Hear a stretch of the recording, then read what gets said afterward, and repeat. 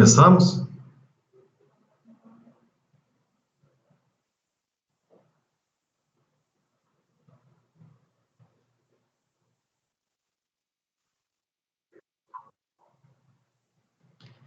Boa noite, meu amigo e minha amiga candidatos aí ao cargo de juiz do Tribunal de Justiça do Estado de Goiás. Nessa véspera de prova, vamos fazer uma pequena revisão aqui do nosso conteúdo de direito agrário para a gente gabaritar aquelas 5 questões da FCC amanhã. Mas antes de começar a aula, eu que morei 10 anos em Goiânia, eu que sou do Estado de Goiás, eu quero pedir um favor para vocês. Respirem fundo, que eu quero respirar junto com vocês o ar dessa cidade maravilhosa que é Goiânia. Bora para a aula, bora começar o direito agrário, bora passar, Alisson. Tá com o slide aí, vamos para o primeiro slide do nosso conteúdo, conceito de direito agrário, gente. Direito agrário, então, é um conjunto, o direito agrário é um ramo do direito privado, conjunto de princípios e normas que visa regular a função social à terra, nas relações afeitas à agrariedade. O que compõe a agrariedade? Bora passar, Alisson. O que compõe a agrariedade? A agrariedade compõe aquela pleiade de relações econômicas resultantes da relação entre os homens na exploração da terra. Bora passar, Alisson, para o nosso próximo slide, para a gente conversar aqui e ver todo o conteúdo. Espera aí. Eu é que me perdi aqui. Desculpa, pessoal. E vamos lá. Onde é que está a legislação agrária? Está na Constituição Federal determinando o quê? Competência privativa da União. Inciso 1, artigo 22, compete à União privativamente legislar sobre direito agrário. Artigo 126 traz uma informação importante. Para dirimir conflitos fundiários, o Tribunal de Justiça proporá a criação de varas especializadas com competência exclusiva para questões agrárias, ou seja, a própria Constituição traz a previsão da criação de varas exclusivas para questões agrárias, para o direito agrário. Bora passar, Alisson. Falando aqui do nosso objeto de estudo de direito agrário, já comentei. Agrariedade. O que compõe a agrariedade? Agricultura, pecuária, extrativismo vegetal, extrativismo animal, hortifruti, granjearia. Presta atenção. Agroindústria. Agroindústria. Compõe objeto de direito agrário? Compõe.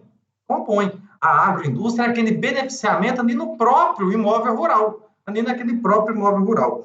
Tá certo?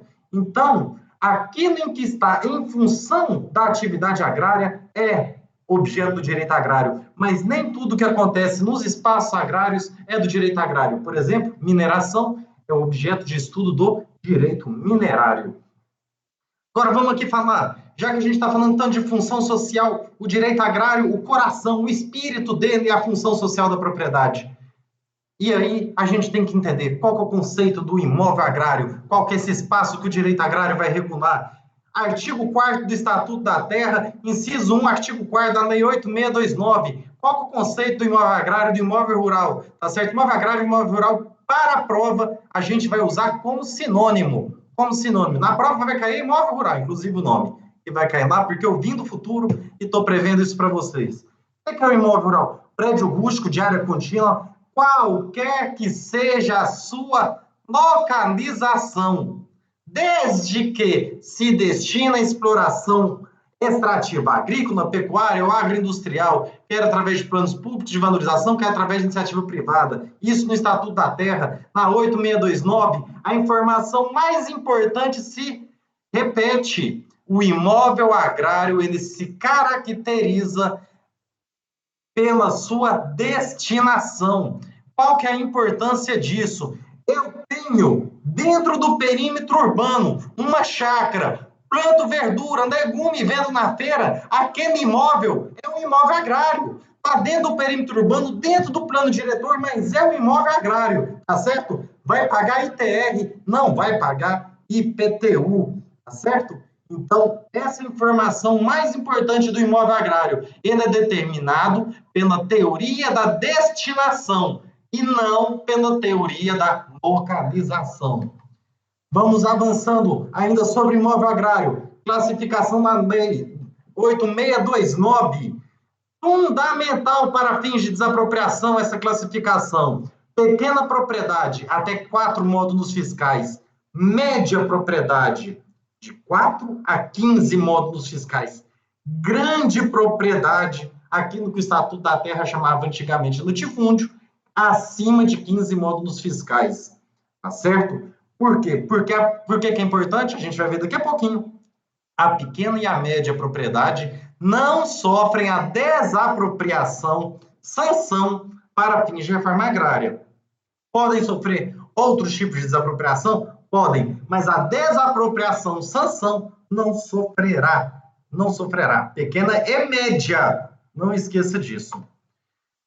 E ainda, imóvel agrário, ele é determinado quanto à produtividade. Isso aí é importantíssimo também. Quais são os dois índices de aferimento da produtividade do imóvel agrário? É o GUT, o grau de utilização da terra, maior ou igual a 80%. Como é que eu determino isso? Pego toda a área, tiro as APPs, tiro a reserva, o que sobrar, eu tenho que usar pelo menos 80%. E o GE, grau de eficiência na exploração.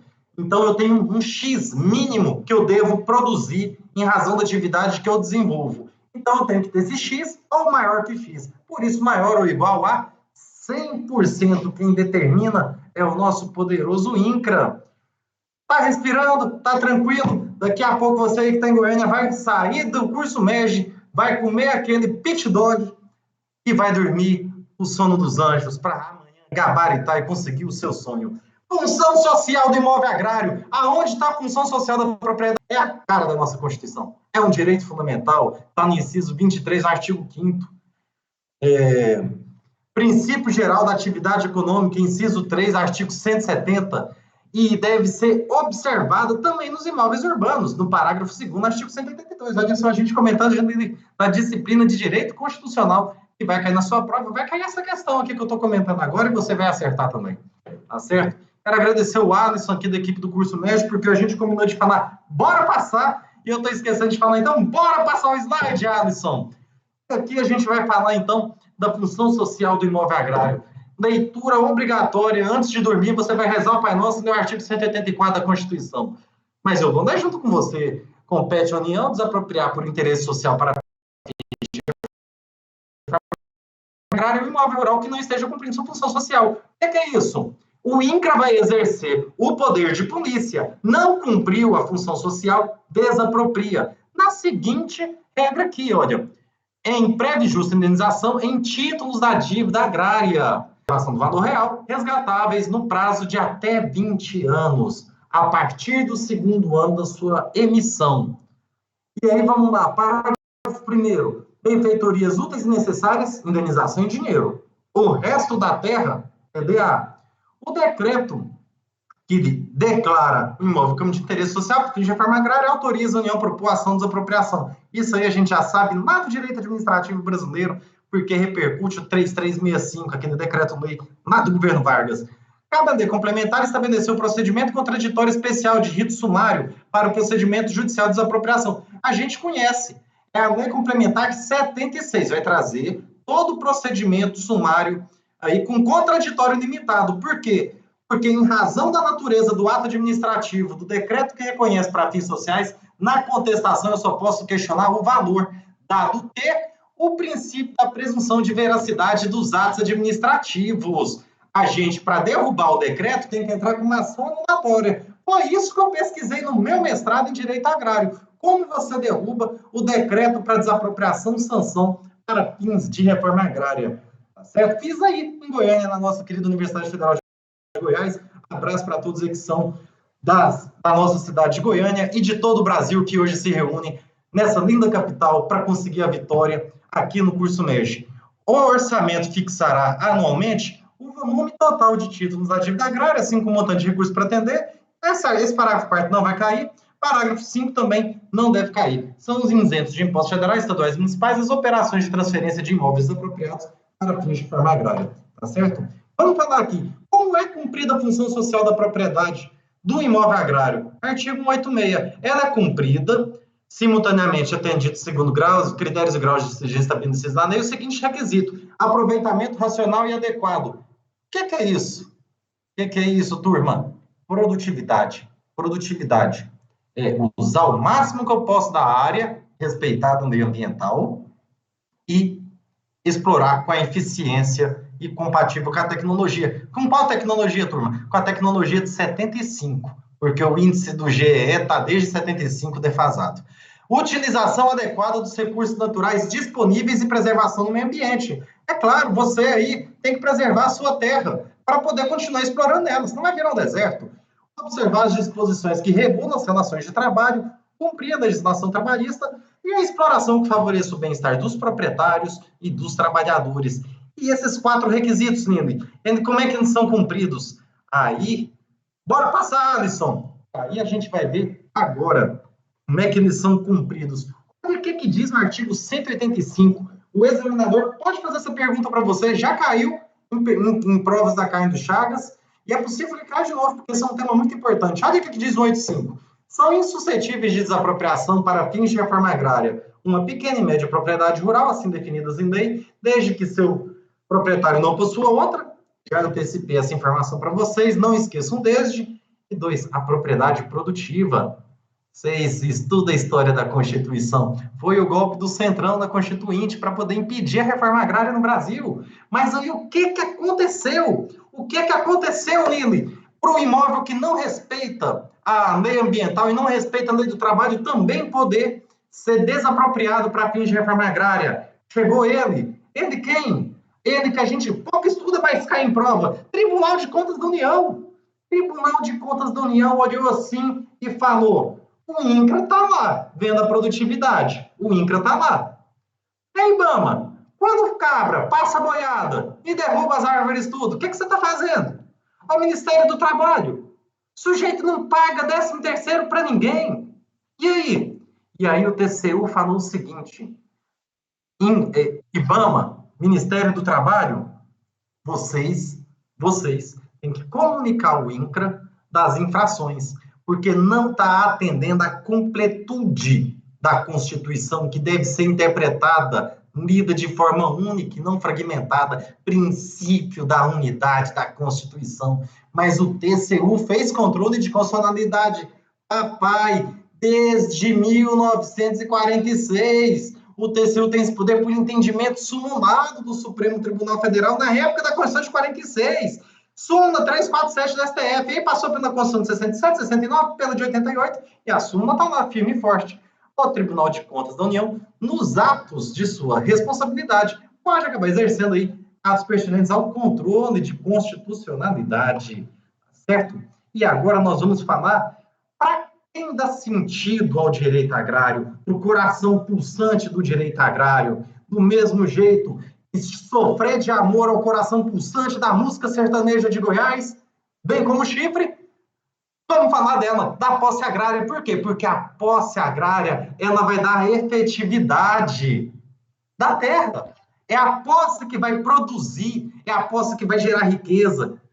E o que é a posse agrária? Ela é caracterizada pelo seu fim econômico-social.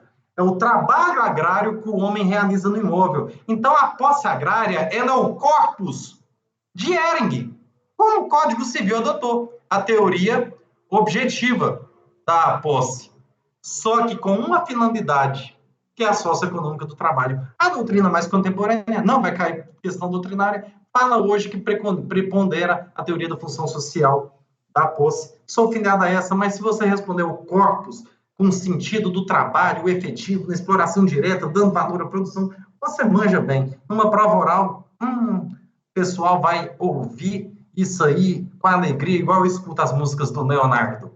Vamos lá, bora passar. As formas de uso campeão aplicáveis ao direito agrário. Por quê? Bora passar. Alisson, passou posse agrária, formas de uso campeão. Aí, turma, eu vim do futuro, eu acredito que vai cair uma questão disso aí na prova. Tá certo? Eu vim do futuro. Eu só não consigo acertar 6 dezenas da Mega Sena, mas outras coisas eu consigo acertar aí, viu? Faço previsão. Veja só, vamos dar uma revisadinha nas 3 formas de uso campeão aplicáveis ao direito agrário. Eu vou te falar como é que o examinador pode perguntar amanhã. Uso campeão extraordinário, artigo 1238 do Código Civil. O que é que eu preciso? 15 anos de posse ininterrupta e sem oposição. 15 anos. E eu não preciso de justo título e nem de boa-fé. Eu não preciso de justo título de boa-fé. Mas nele, qual que é o coração do direito agrário? Função social. Vou reduzir para 10 anos se eu tiver estabelecido moradia ou realizado obras ou serviços de caráter habitual. Então, aqui eu posso uso capi tudo, tudo, do céu ao inferno. Posso usar capi tudo, só fiquei ali 15 anos ininterrupto e sem oposição. Se eu ainda tiver estabelecido moradia ou trabalhado, vai cair para 10 anos. Olha aí, ó. Olha aí, o princípio da socialidade prestigiando a conversão da posse em propriedade. Uso campeão, forma originária de aquisição da propriedade. Uso campeão ordinária nele, 10 anos, mais justo título e mais boa fé. Tá certo? O que é a boa fé aqui? Boa fé subjetiva. Eu tenho que desconhecer o vício da posse. Eu não posso saber se a posse é oriunda de violência, tá certo? Não posso saber se ela é oriunda da clandestinidade. E a posse precária, turma?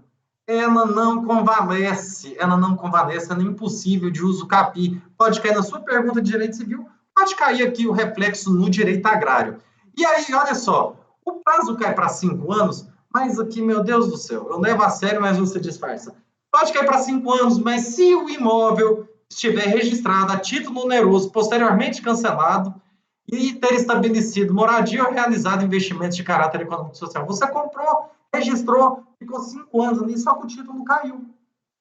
O título caiu, o título foi declarado nulo, foi descoberta alguma fraude, alguém se passou pelo proprietário, vendeu para você, mas você ficou 5 anos ali e você estava morando, produzindo, aí sim você usa o CAP nesse prazo reduzido de 5 anos. Mas, no geral, o campeão ordinário é isso aí, vai exigir o justo título e a boa-fé. E agora a gente vai falar dela, do uso campeão agrário, que está na Constituição, no artigo 191, está no artigo 1239, no Código Reale. Você, juiz, você vai escrever na sentença Código Reale, e quando você falar de processo civil, você escreve assim, digesta adjetivo instrumental, gasto juridiquês, porque você vai estar juiz, você vai ser livre, menos para maltratar advogado e as partes. Mas para escrever na sentença, tecnicamente, com juridiquês, você fica à vontade. Tá brega, mas todo mundo tem direito de ser brega. Vamos lá. E está na lei 6969 de 81, mas a lei 6969 previa 25 hectares. A Constituição veio e revogou, ampliando para 50.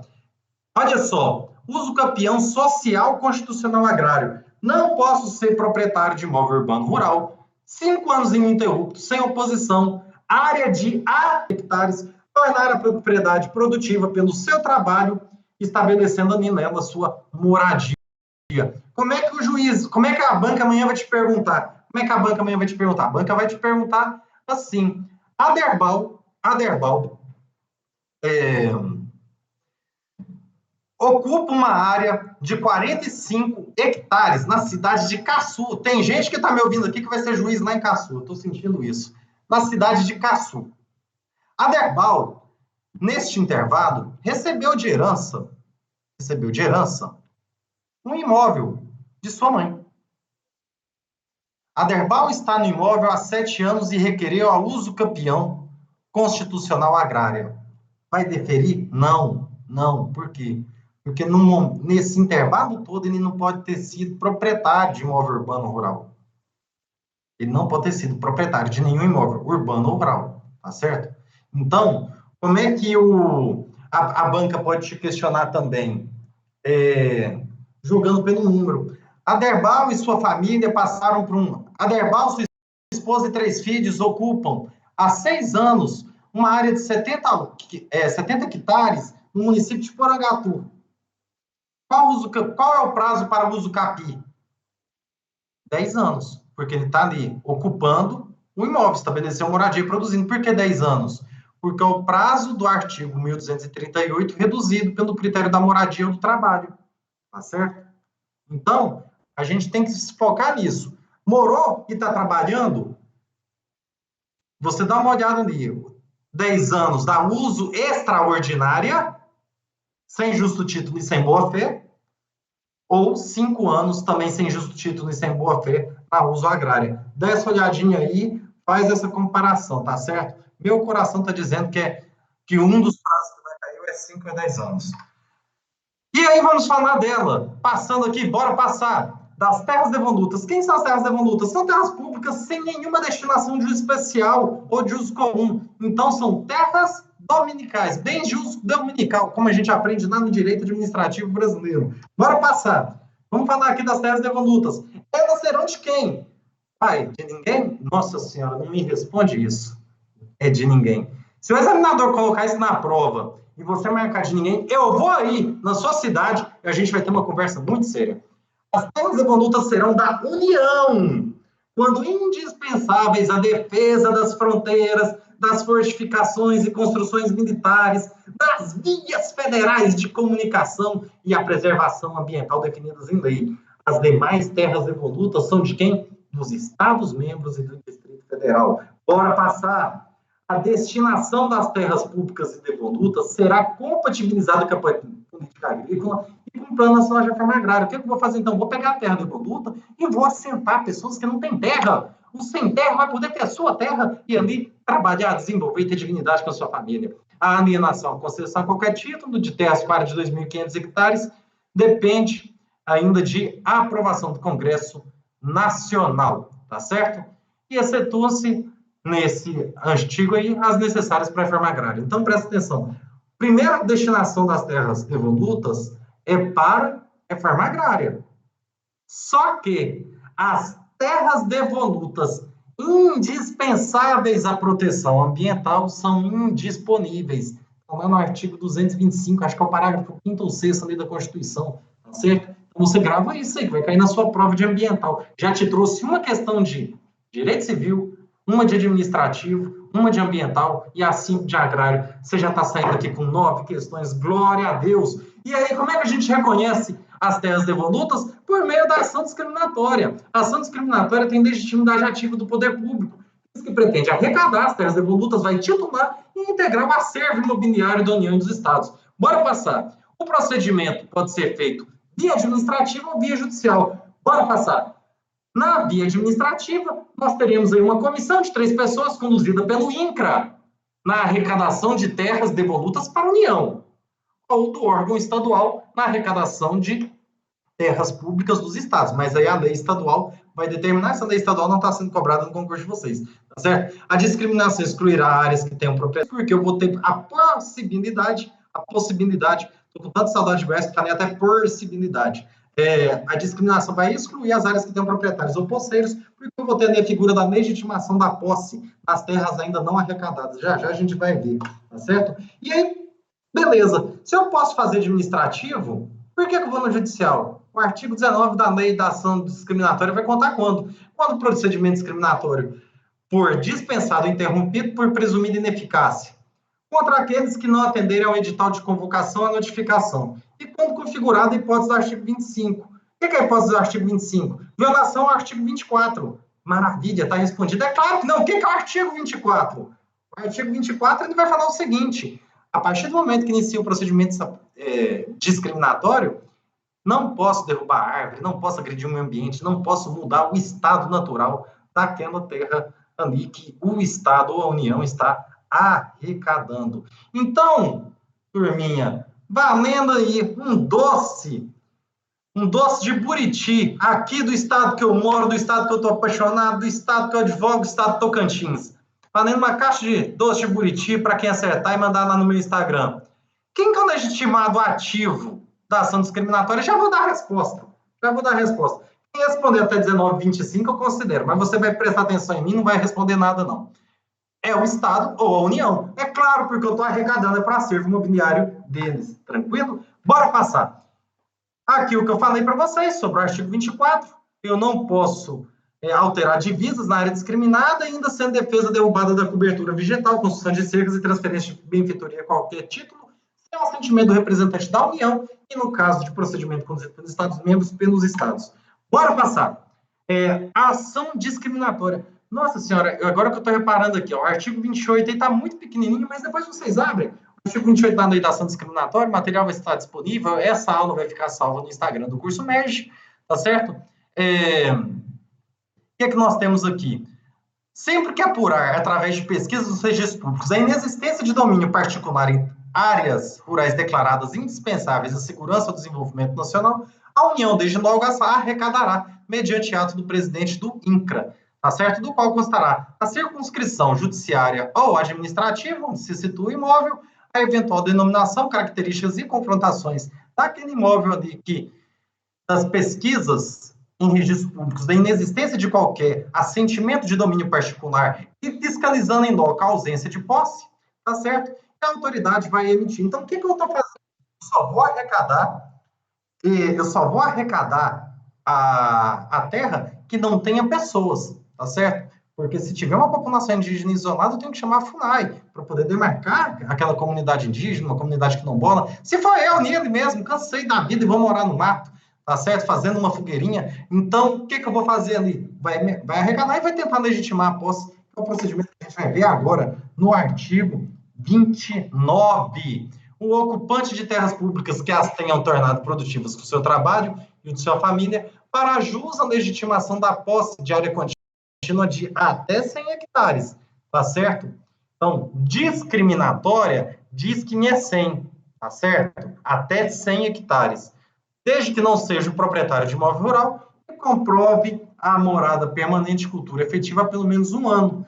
E aí ele vai receber uma licença de operação e vai poder fazer o quê?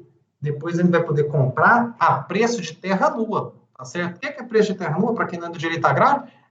Eu desconsidero a pastagem, tudo que tem ali, vou considerar só o valor bruto da terra, como se não tivesse nada e eu tivesse que fazer tudo nela. Bora passar. Contratos agrários. Gente, princípio da socialidade é o pulmão do direito agrário, é o coração, é a alma, é o espírito. Características dos contratos agrários são consensuais, onerosos, sistemáticos, ambas as partes se obrigam, pode ser expresso ou tácito, verbal, escrito, mas, sobretudo, grava isso, pelo amor de Deus.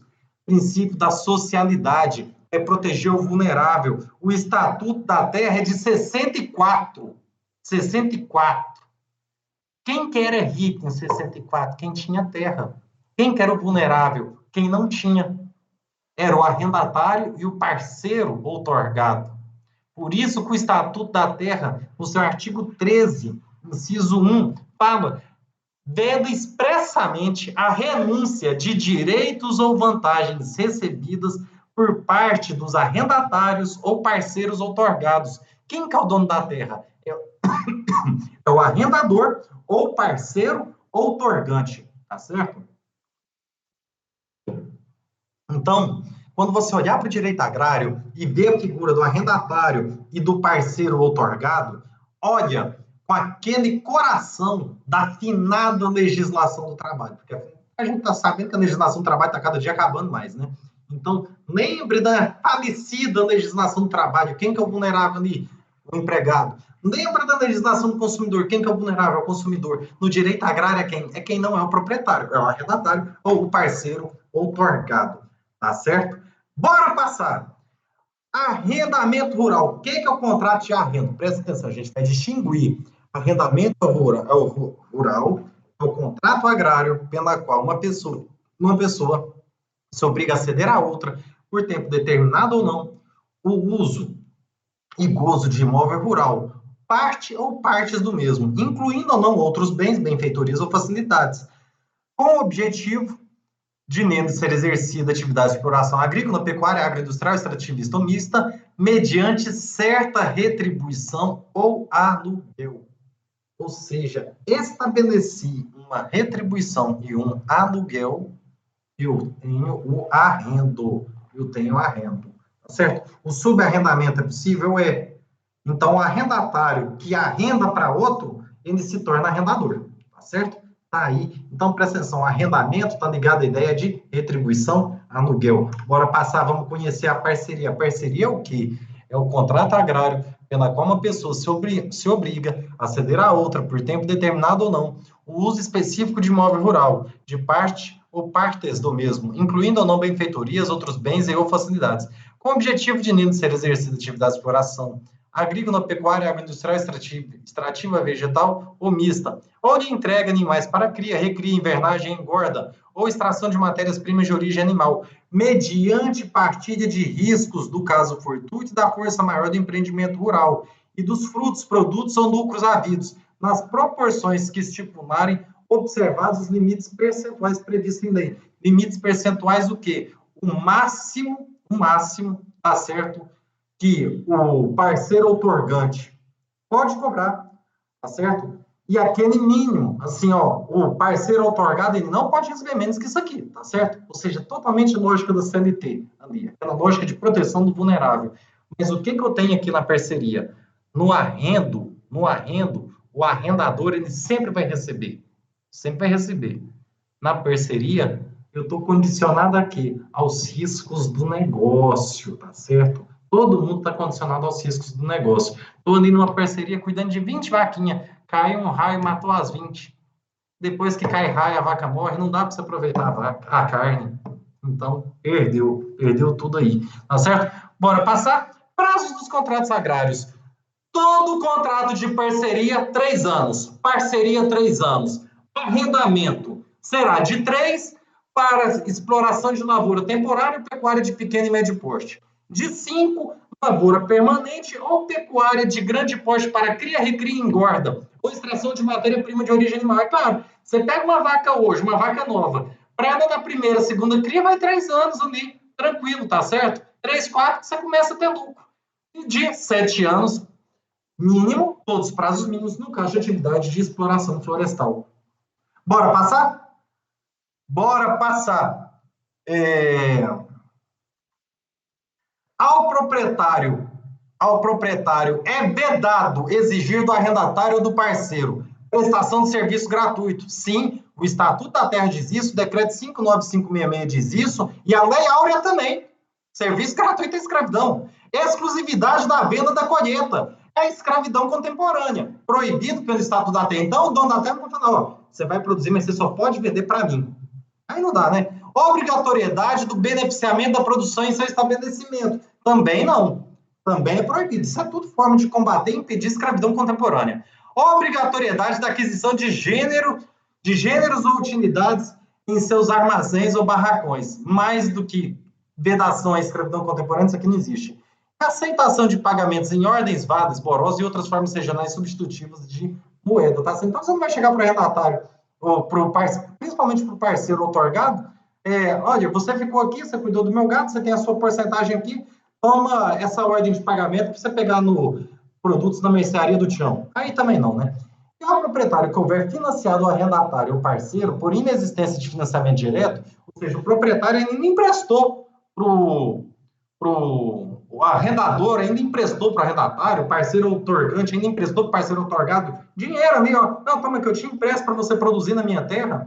Ele pode exigir a venda da colheita até o limite do financiamento concedido, ou seja, emprestei ali 100 mil para ele. Eu posso exigir a venda da colheita para mim até no limite de 100 mil, mas eu tenho que observar os níveis do mercado local. E é aí, galera, que a gente termina os principais pontos. Pode ser que caiam outros, mas eu estou achando que não vai cair. Só essa minha aula de hoje já caiu 5 questões de direito agrário, uma de ambiental, uma de administrativo, tá certo? Quero despedir de vocês.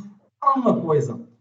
A sua felicidade não está apenas na sua vontade. Está na conjunção da sua vontade com a vontade de Deus. Entrega a sua vida a Deus. Entrega a sua vida a Deus para Ele pavimentar o caminho do seu sonho. Nunca desista da sua felicidade. A sua felicidade está na sua realização. Você enquanto você, não em você enquanto cargo público, não em você enquanto salário, não é você enquanto status social. É você consigo mesmo. Seja feliz, se ame, se valorize. Tá certo? E respirem o ar dessa cidade maravilhosa que é Goiânia, do meu querido estado de Goiás. E passem nos pit dogs ali da Rua 10, perto da Catedral, sanduíche com abacaxi, catupiry e cebola de brinde. É bom demais. Beijo, sucesso, felicidades. Contem comigo e me chamem lá no Instagram para a gente corrigir essa prova juntos. Tchau, obrigado.